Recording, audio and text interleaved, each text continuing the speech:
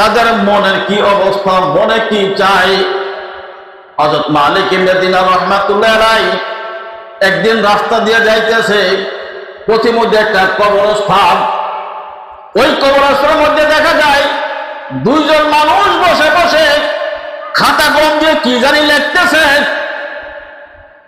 মালিক ইবনে দিনার রাহমাতুল্লাহ বলতেছেন, ব্যাপারটা কি? এরা ওই গুরুস্থানে বসে কিসের হিসাব কিতাব করে? গিয়া বলতেছে, ভাই তোমরা এখানে কি করো?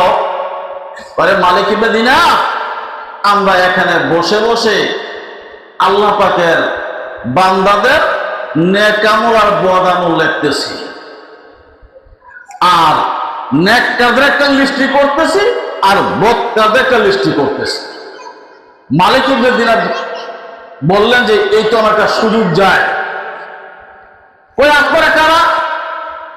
কই আমরা হলাম আল্লাহ পাকের ফেরেশতা। কই আল্লাহ পাকের ফেরেশতা করা? কয় হ্যাঁ। কই নেককার বক্তার লিস্টি করেন? কয় হ্যাঁ। কই দেখেন তো আপনাদের নেককারের লিস্টের মধ্যে মালিক ইবনে দিনার নাম আছে?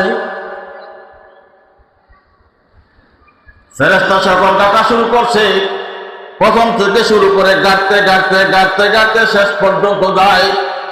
গিয়ে দেখে মালিক ইবনে দিনারের কোনো নাম নাই। ফেরেশতা রাজ্যে বলে, মালিক, আমাদের মধ্যে যে লিস্টগুলো তৈরি হয়েছে এর মধ্যে একটা মালিক ইবনে দিনার নাই। মালিক ইবনে দিনার নাম বলতে কোনো এই নেককারদের খাতার মধ্যে নাই। কবে একটা কাজ করা যায় বলি? ওই কি? আমি তো নেককারকে ভালোবাসি। আমি যদিও নেককার না, আমি তো নেককারকে ভালোবাসি, তাদের করতে চলার চেষ্টা করি।